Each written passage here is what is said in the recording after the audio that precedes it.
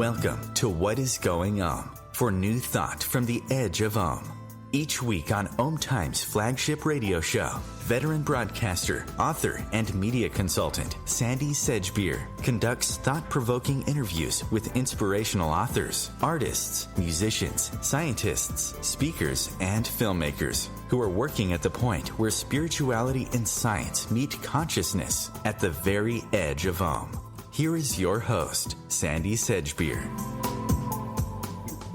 Hello. According to tonight's guest, every moment of every day, our bodies are speaking their truth to us through symptoms, trying to get our attention through sensations, interruptions of functioning, energetic blockages, and physical signals. If we miss those communiqués, the body and mind shout louder, and discomfort snowballs into illness. But if we learn the language of energy, learn to let our body, mind, and spirit communicate to us in their wisdom about what our instrument needs, and then provide that moment by moment, we can heal. Ellen Meredith is an intuitive and energy medicine practitioner with over 35 years of experience. She's served on the faculty of energy medicine pioneer Donna Eden since 2010, and she teaches energy healing techniques all over the world. Her book, The Language Your Body Speaks, Self-Healing with Energy Medicine, teaches readers how to speak the energetic language of the body, mind and spirit through simple experiments, exercises and practices, and in so doing offers a potent, personalised path to self-healing. Hello, Ellen Meredith, welcome. Thank you, Sandie. It's very, very nice to be here. Ellen, you've been practicing energy medicine for over 35 years. As I mentioned, you've served on the faculty of renowned energy medicine pioneer Donna Eden. And in that time, you've worked with thousands of clients, some with extremely complex and serious life-threatening medical conditions. You say that your path into healing work evolved from necessity. Tell me more about that. Okay. Well, it was a combination. It was both a carrot and a stick, actually. I had some of both. The stick side of it was that I developed some illnesses that I just couldn't address, that doctors couldn't help me with. I had digestive issues that evolved into migraines, and this sort of chronic drip, drip, drip of my body not quite working right, not quite being able to do what my mind and emotions wanted it to. It became a constant struggle. You know, if I was always having a headache or always being too tired, I just couldn't quite do everything I wanted to do. And so that was the stick part. And the carrot was that at a fairly, well, in my late teens, early 20s, I had an awakening, a psychic or spiritual awakening that was initiated by my grandmother, who's dead, who appeared to me with a message. And I wrote the message down, and I didn't think a whole lot about it other than, oh, that's nice. I imagined Grandma, and she comforted me, although she had some very specific things to say that were interesting. And then the next day, someone came to my door, and I know some of your listeners will identify with this, that there's all kinds of coincidences and synchronicities that happen when you're awakening. Someone came to my door and said, I'm going to a psychic fair, and do you want to come with? And it was someone I barely knew, but I said, sure, I've never experienced that. And I went with her, sat down for my reading, and the psychic looked at me and she said, your maternal grandmother is standing right behind you, and she has a message for you. And then she repeated the exact message I'd received from my grandmother. And that was a moment of kind of, oh, whoa, the world doesn't work the way I thought it did. You know, it was a real awakening for me. And so I said to her, are you reading my mind, or do you think my grandma's really there? And she said, it's my belief that your grandmother's really there and that you're getting messages all the time that you're not listening to. And that if you can just slow down and listen, you can hear them, you can learn from them. So I gave it a try. The next day I was cleaning my house, which is a pretty slow thing because I'm not much of a cleaner. And as I was working, these letters started showing up in my head, almost like one of those old stock market ticker tapes. And I wrote the message down, and it was from my inner teachers. And they said, you've asked to know us, and we're going to come here and train you. And they gave me a message about a friend of mine, and they gave me a message about a dream I'd had. And I was hooked. That was my carrot, because I thought, hey, this is something that's so interesting, and it's a whole new source of information and storyline, because I was a writer, and guidance.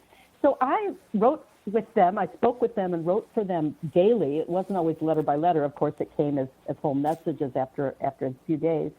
And they trained me. And so it was that vital dialogue with that part of myself that I call the wiser self, or I call them my counsels, my inner teachers, that taught me how valuable that process is, to just listen in to whatever your mind and body and spirit have to say. And they really taught me this process that I'm teaching now of dialoguing with your body in its own language.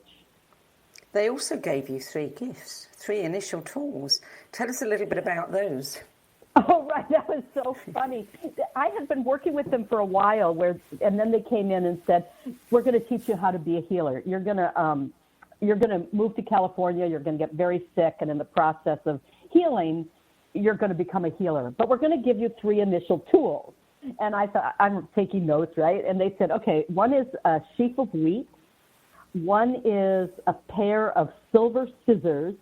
And I think the third one was a stone. And I was just cracking up, because it sounded just like a fairy tale. Like, but what am I going to do with these 3 stupid things, right?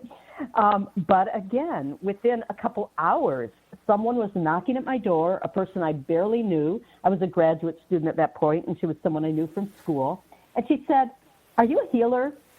And I said, well, I don't know. And she said, because I don't know, I just thought maybe you could help me. And I thought, well, I got 3 tools. So I said, come on in.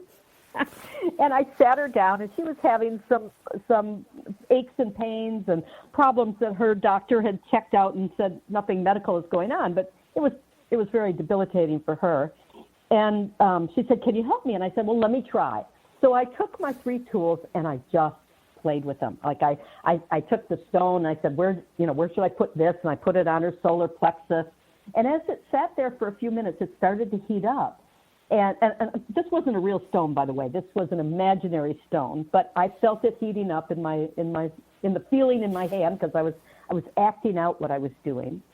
And she said, oh, it's starting to release. That feels great. And then I, took the sheaf of wheat, and I used it to pull energies out of her field. And understand, I didn't even know anything about energy beyond what I had been learning from my teachers. I had never seen energy healing. I'd never even heard of it. I didn't even know it was a thing. But I was just following kind of my intuition and guidance, and doing what I felt like I should do with these weirdo tools. And after about 20 minutes, I ran out of things to do, and I looked at her, and she looked at me, and she said, well, I feel all better. Thank you. That's great. And she got up and she left, and we never really talked about it again. I mean, the next time I saw her, I said, how you feeling? And she said, oh, great.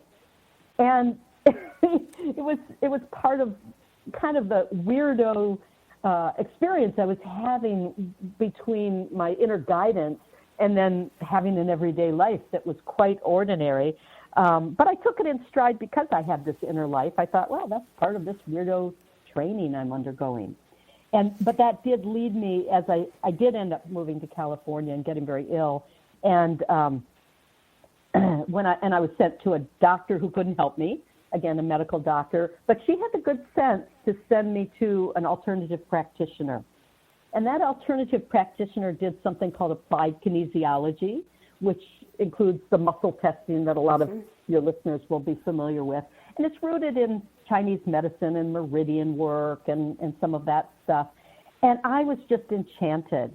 And as I worked with her to heal myself, my ability to see energies, perceive subtle energies, look at supplements and see which ones would be helpful, all of that awoke in the process of my trying to heal. And so when I got better, the practitioner said, hey, can you come do that with some other clients?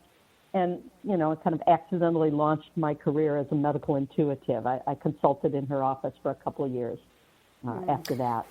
Now, you say in the book that energy dialogue is at the heart of successful energy medicine, and that if we want to participate in our own evolving experience and create the life we want, it's crucial that we learn the language that our body speaks. So how do we do that?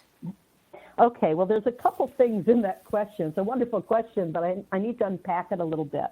First of all, your body speaks energy.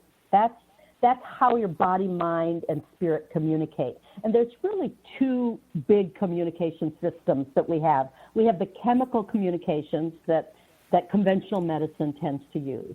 And then we have the energy communications that the body, mind, and spirit use that actually underlie the chemistry. So it's your subtle energies that tell the chemicals what to do and how to unfold. And it's a language that we all speak when we're infants. When we come in, we do perceive energies. We do know this language. But as we learn spoken language and learn and get socialized into our cultures, most of us either forget that we know how to speak energy and understand it, or we get actively discouraged from listening to our own perceptions and honoring them or working with them in some way. So that's the language your body speaks is energy. And, we know from science that the body is formed from energy. It's fueled by energy. And energies organize how things work. Like the energy in your heart organizes how your heart beats. It doesn't have to be very esoteric. It's right there with even the electrical signaling of the body. So, if we want to be able to participate in our own healing and heal ourselves, then we need to be able to regain that language, to understand what the body is saying with various sensations and symptoms. You said it in the introduction. And we also need to be able to speak its lingo. I mean, if I want to talk to my body, I can look at it and say, oh, you're too fat. You've got to lose weight. You've got to lose weight. But my body's like a dog or cat. It's a creature. So it says, oh, Mom's unhappy with me. I don't know what she's saying, but she's really unhappy with me. And, and that brings up shame. It doesn't bring up the desire to lose weight. But if I can speak with my body energetically, moment by moment, if I can console it when I'm feeling, agitated, or if I can calm it, if I go to sit down and eat, and I am all excited or upset or listening to the news, I'm not really eating the nutrients in the food at that point. I'm eating stress. And that stress tells the body what to do. And what the body says is, I'm stressed. I have to conserve my resources because I'm being attacked. So I better pack on the weight. And every bit of food that goes into you gets stored as best it can. So, against whatever the attack is that the body thinks is happening, where it's not really, but that's its interpretation. So another piece of your question of how we can have this dialogue, what energy dialogue is it's just what it sounds like. With a friend, you don't ask one question like, okay, tell me the right answer to this question. What's the secret to your soul? Now just tell me, I want to know everything about it, but one question. And yet often when we've got an illness, we say, what's wrong and how can I fix it? And we want a right answer and we want a single answer once and for all. We want to know once and for all what's caused my migraines, what's caused this cancer, what's the problem here. And the problem with that mentality is that most things are way more complex than that. Most conversations have a back and forth, and we sometimes even have to ease into them. Hey, how are you doing? I'm fine. How are you doing? Kind of back and forth till we get to the level of trust and comfort with the exchange that we're ready to hear the deeper, more important stuff. And so if we ask our bodies what's wrong and we get a horrible symptom, it's like, yeah, I know that's wrong, but we have to shift to better questions. We have to ask something like, what's needed and how can I cultivate it? Or even better, what can I do for you in this moment? What in this moment would bring you greater comfort, greater ease, greater connection, greater happiness? And so that's why I call it dialogue, because it is an ongoing back and forth that we need to have to put ourselves on the path to wellness, rather than attacking what's wrong, which is basically the body interprets as an attack. The little creature that is your body says, oh, mom's attacking me all the time, and doesn't understand that your mind is trying to help her heal. So anyway, I hope that made sense, because there were about 4 ideas in that wonderful question you just asked. Well, we're going to go to break now, Ellen. You're listening to What is Going On. I'm Sandie Sedgbeer, and my guest today is intuitive and energy medicine practitioner Ellen Meredith. And we're talking about her new book, The Language Your Body Speaks, which offers a powerful personalised path to self-healing by teaching you how to speak the energetic language of your body, mind and spirit. We'll be back with more on self-healing from Ellen Meredith after the break.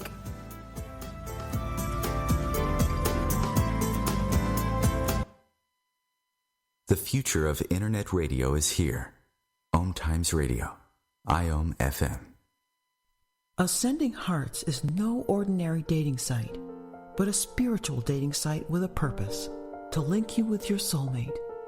We engineer the serendipity so you can trust that you will attune with someone that has the same matching vibration as you. Ascending Hearts, the conscious dating site for the spiritually aware. Try Ascending Hearts for free. AscendingHearts.com.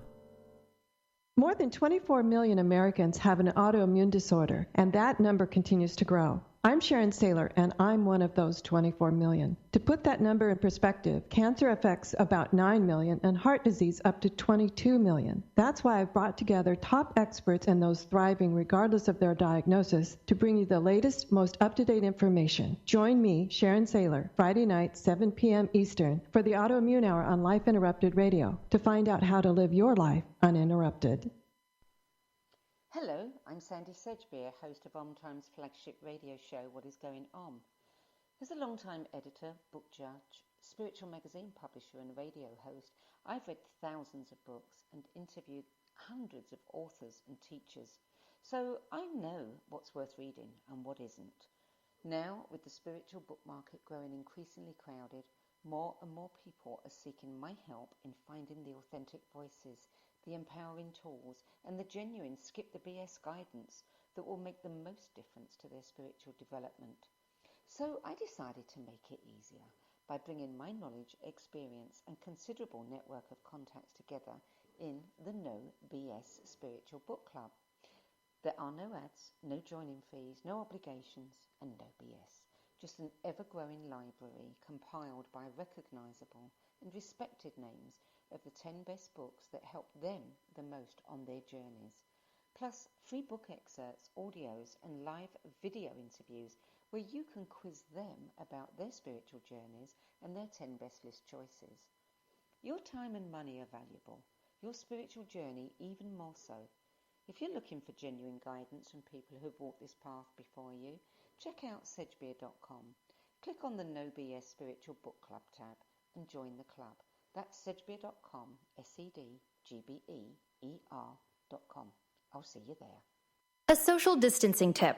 Putting distance between yourself and others is critical to slowing the spread of coronavirus. So here are ways to stay in contact without the physical contact part. Call, send a text, set up a video conference, post on social media, dedicate a song on the radio. If you have symptoms of fever, dry cough, and shortness of breath, call your healthcare provider before going to their office. For more info, visit coronavirus.gov. Let's all do our part, because we're all #AloneTogether. Brought to you by the Ad Council.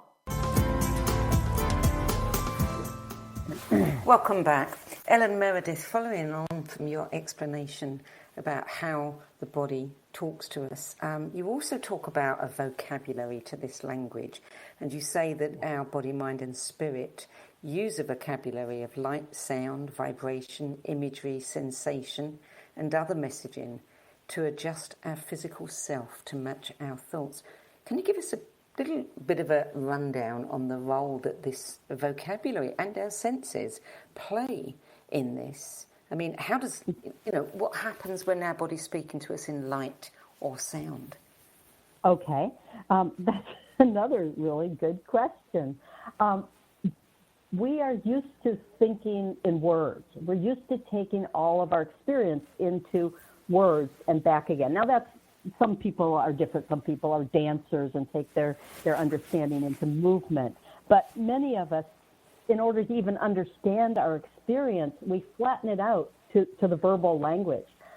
But our minds are capable of perceiving images or seeing things. We're capable of getting information through our body, through feeling and sensation, through hearing things, hearing things sort of light up in our ears, the way things light up in your eyes, so your attention is drawn to certain things. So if the body wants to get your attention, there's a lot of ways it can work. You can have a sudden pain somewhere, or a sudden sensation that isn't pain, but it feels funny, and it draws your attention to that part of your body. You can get an image in your mind, or a thought will come up, or a thought memory that contains the essence of the information, but at another time when you experienced it. We can perceive, you'll hear a song come up in your head, and you'll be singing along with it, and suddenly realize, oh, wait, I'm singing, Ain't Got No Respect, or R-E-S-P-E-C-T, tell me what it means to me. And all of a sudden, you're thinking, yeah, that's what's going on for me right now. So the whole mind and imagination and our perceptual organs or instruments is set to receive information from different dimensions of yourself, of your body, of your mind, and of your spirit, and everything in between. I mean, I think we're a spectrum. So basically, the language isn't something foreign. It's not something you have to learn out there. When we are in shock, most of us will put our hand to our mouth.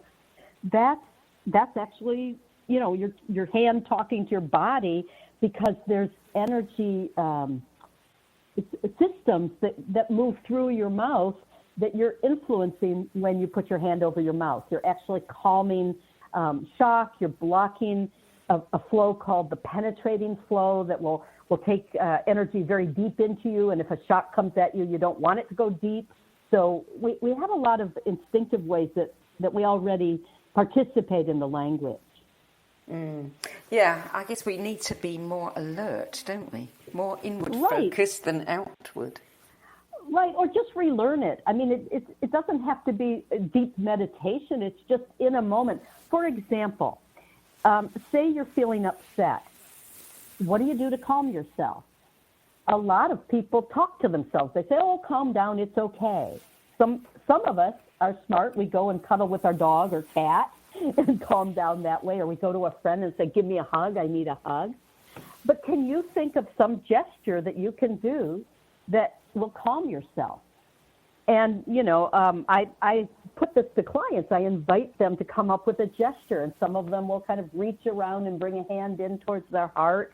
I had one woman who would just gently stroke herself on the wrist, right on the inside of her wrist.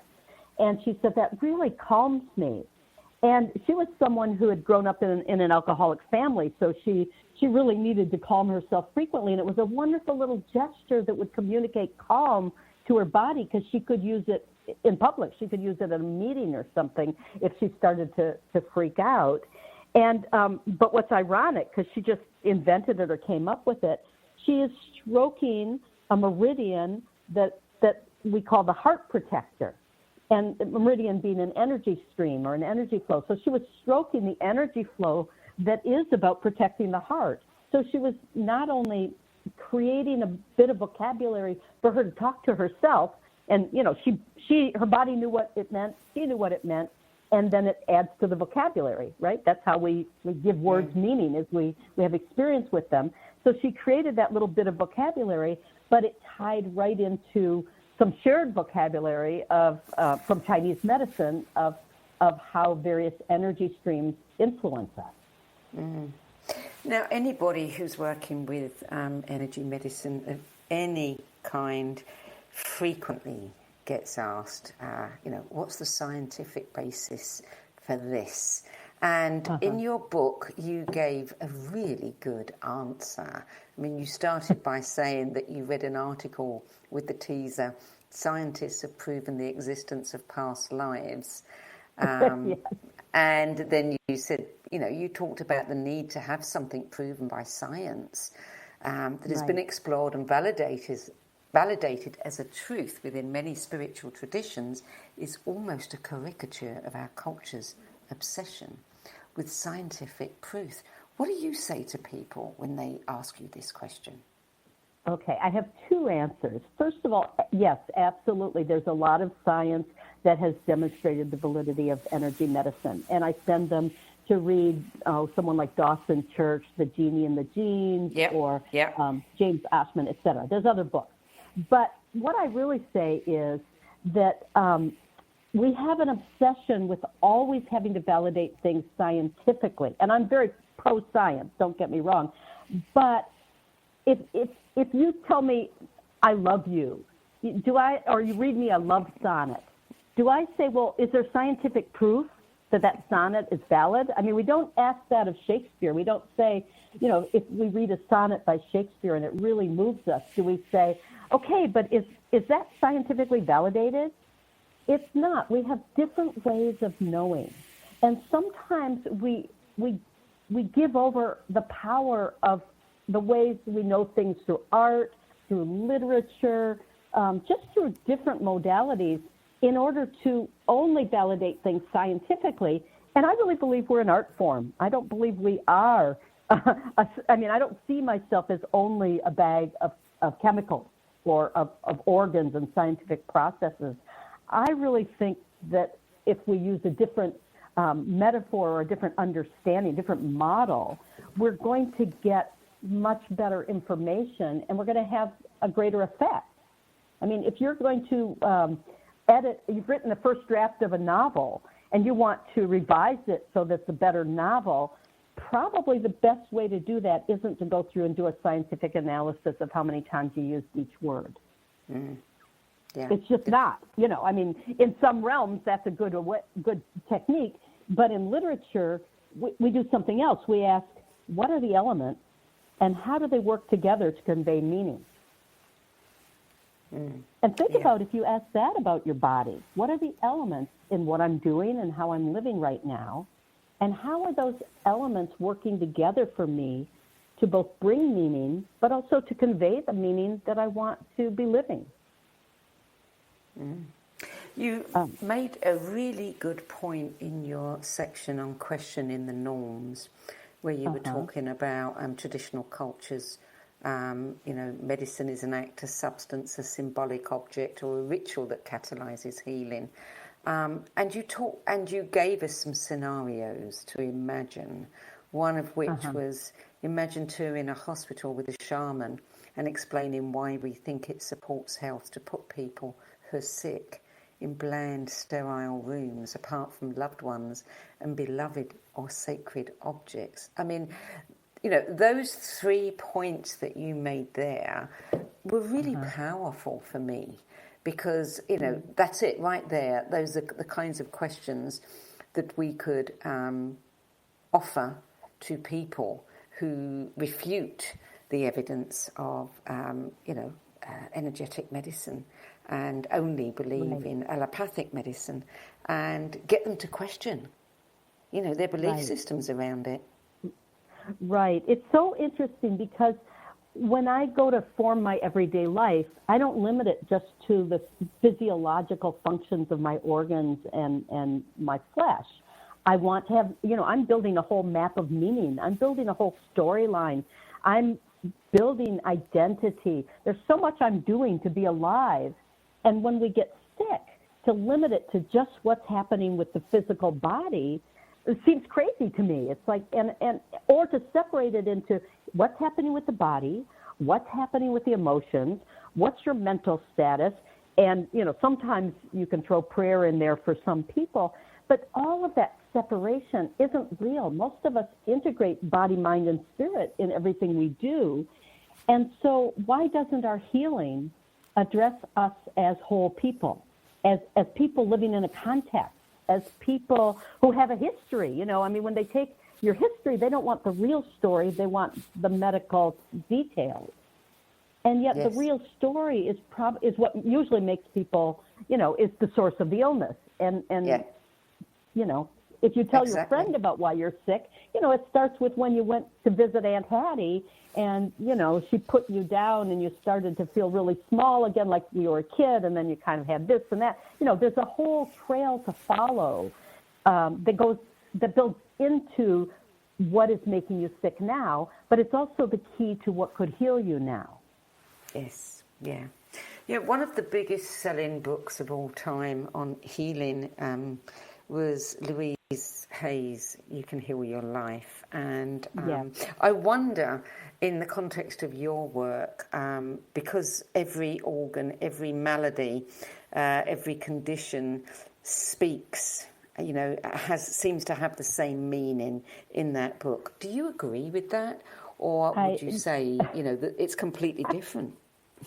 Well, with loving respect to Louise Hay, who was a very great woman, I did have the blessing to meet her. No, I don't agree with that. Your body didn't read that book, so it doesn't necessarily know that you know your knee is supposed to mean this, and your heart is supposed to mean that, and so no, I don't think that's true. I do think that if your knee goes out or you're having knee problems, it has some meaning for you, and you can unpack that meaning, but it's very individualized. And it is language. I mean, it's not a metaphor that your body speaks the language of energy. It operates just as a language does. It is a language. And if you think about language, if I say a word book, you think of something. You think of your experiences with a book. Someone who's never seen a book, if I say that word to them, it's not going to mean the same thing to them. But, you know, if I hand them some skin cream and say book, they might think book is skin cream, you know, is what we call skin cream. So some of what the body is saying, there are some shared phenomena because of how you actually use that body part, right? I mean, you know, everybody who walks on their feet have to hold a lot of weight. So maybe you can come up with some common symbolism around the function of a foot. But other than that, with blessings to all of those people who are trying to help people get insight, I'd say look at those books and see if it's true for you. But I've had too many clients and had too many experiences where what the book says about the problem in that organ, that's just not correct. And it puts you on the wrong path of saying, well, here's my problem. You know, I had a friend with MS who was told actually by Louise Hay that MS is about having a hard heart. And this friend of mine has like the kindest, warmest heart in the world. I mean, you know, she's almost got too much heart.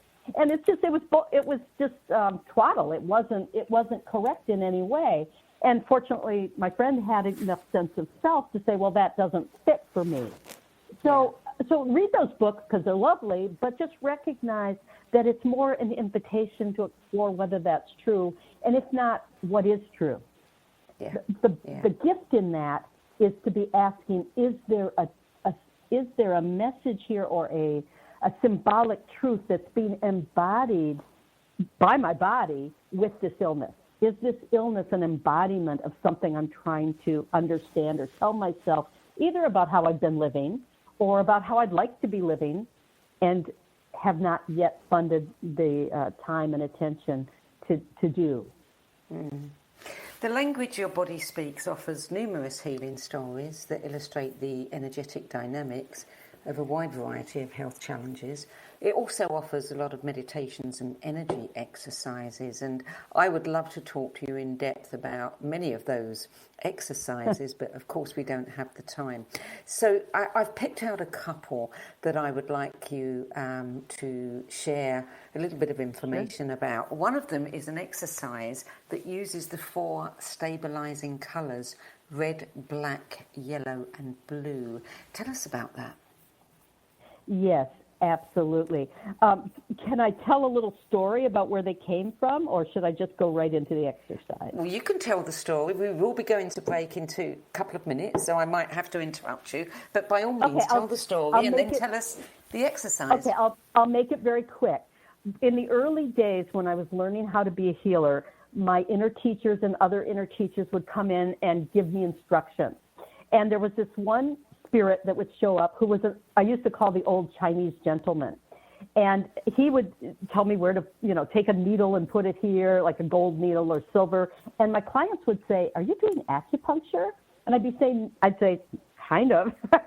So he gave me this exercise. And it's to stabilize your energies in any situation. It takes about a minute. Can we do it now, or shall we do it after a break? Let's do it after the break. Yeah, that'd be good to come back to. Okay, you're listening to What Is Going On. I'm Sandie Sedgbeer, and I'm speaking with intuitive and energy medicine practitioner Ellen Meredith about her book, The Language Your Body Speaks, which shares the secrets of the energy healing techniques that she's been teaching across the globe for the past 35 years. We'll be back with more from Ellen Meredith after the break.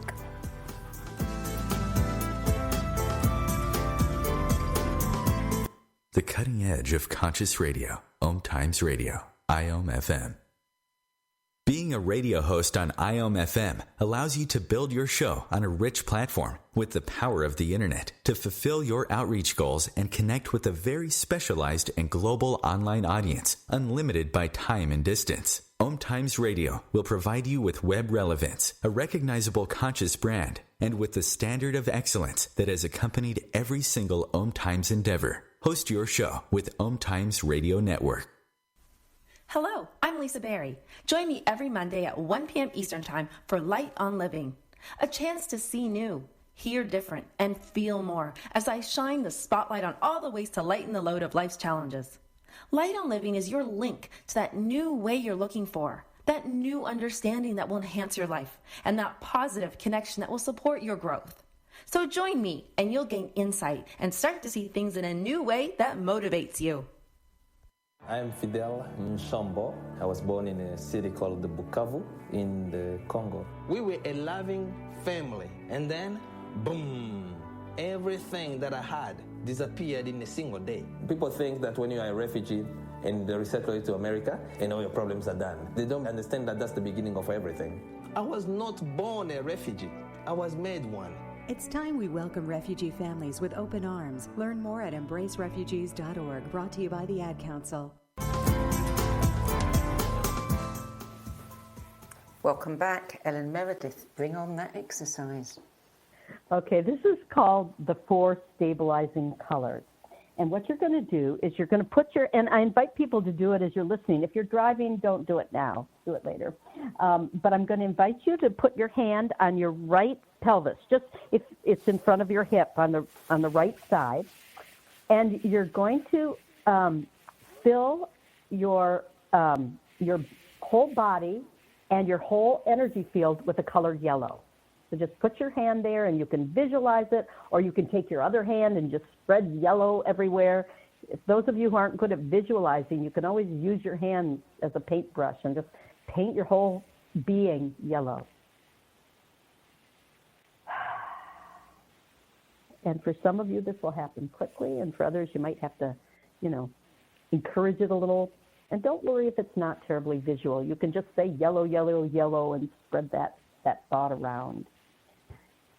And then when you're full of yellow, you're going to go up to and put your hand on your right shoulder, but in the front, not on the side, in the front.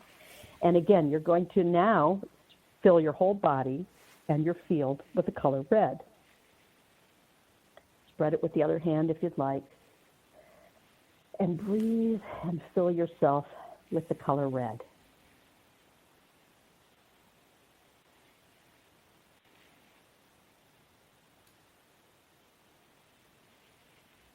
And then when you feel like you've got yourself all full of red, you're going to put your hand on your left shoulder in front, and you're going to fill your whole body and field with the color black.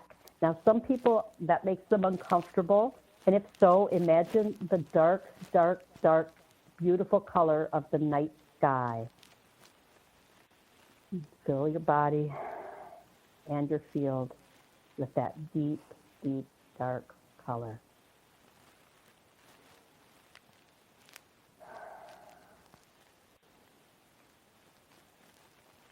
And then when you've filled everything with the black, you're going to put your hand on the front of your left hip or pelvis, and you're going to fill it with the color blue. Again, spread it with your other hand if you need to. Fill your body and your energy field with the color blue.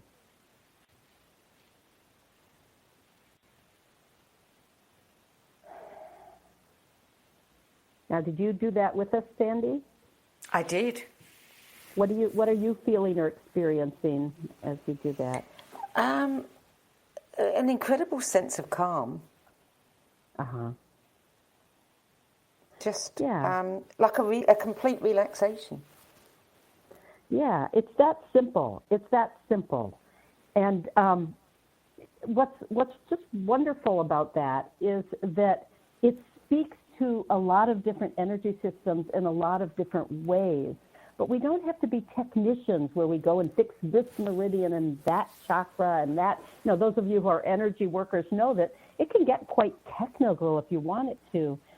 But I love energy exercises that work in an overall fashion. And the old Chinese gentleman was really good at coming up with stuff like that really just shifted energies in an almost shamanic way, in a way that just brought balance and transformation very quickly and easily.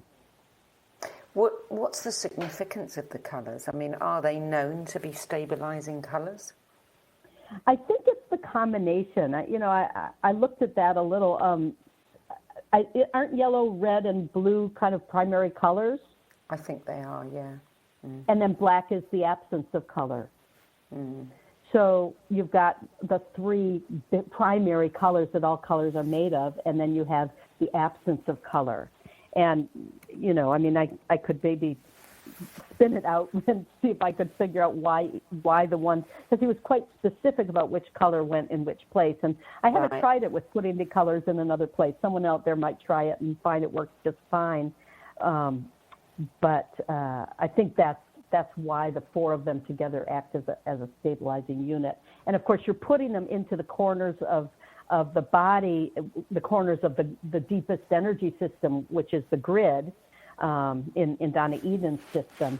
So you're also sort of using a point of access that takes this balancing very, very deep, and it reinforces the foundational dimensions of your energy. Mm. And I suppose one can always try it with other colours and just note the difference it makes, how it makes you feel. Sure. Yeah, I'm a big advocate of trying things on for size, playing around, experimenting, because what's right for one person may be not right for the next person, and the next person may need to try something different. And, throughout my book, I greatly encourage experimentation while giving you some exercises that have proven to be helpful for large numbers of my clients, so that I know that at least for a lot of people that can be quite helpful. Yeah. Well, each chapter offers a number of explorations that you label play with it to encourage readers to begin experimenting in fun ways. Tell me about the simple energy self-test. Okay. In most complementary healing modalities, they are now using different ways to amplify what's happening with energies, to test the energies, so to speak. And so there's muscle testing, and and various things. So I offer one test in this book only as a way to validate what you're picking up with your intuition, because I'm really encouraging people in this book to have the dialogue and learn to tune in and really speak with your body. I'm not a person who's really fond of tools. If there's something I can do with my hands, I'd much rather do it with my hands than buy a machine that can do it for me. If I can perceive my own energies, I'd rather do that than plug my finger into some machine that tells me with a gauge what's happening with my subtle energies. It's part of my predilection. But I do give this one tool, and basically what you do is you tuck your elbows into your side. You stand with your feet about a foot apart, and you tuck your elbows into your side, and you put your hands over your solar plexus, or just over each other across your solar plexus. And you can sort of lean forward and back and just sort of rock back and forth a little bit just to see sort of where your balance point is. And then you can use your whole body as a pendulum to ask for information about how certain things affect your energy. Now, people take this too far, and they ask their body all kinds of crazy questions that their body can't possibly know the answer to, like, should I invest in this stock? I wouldn't ask my body that question. I'd ask a couple financial advisors, because your body, how does it know whether you should invest in that stock? But you can say, this food is going to work for me if I eat it right now, and you can hold the food and see if you fall forward, which is going towards that truth, or fall backward, going away from that truth. So it's also called the sway test, and there are videos online where you can find the body pendulum test or the sway test and get a demo of how to do it. And I also describe it in my book. You also talk about us having a core note and a core shape. We don't have time to discuss both, but about the core shape, you say that it can bring us back into alignment with our own physical being and help our body's energies to communicate better and calm the immune system. So how do we find our core shape? Well, I just encourage people to doodle on a piece of paper and see what shapes come up over and over. And then you can energy test to see if you got it. But I would just use that shape for a while and see if it makes you feel better when you use it. Through experimentation, the shape I came up with for me is kind of a hexagram. It's a six-sided figure. And I have a friend, it's three circles, a little like a snowman. They're stacked. So, it's something simple. It can be a triangle. It can be a square. It can be an octagon, whatever.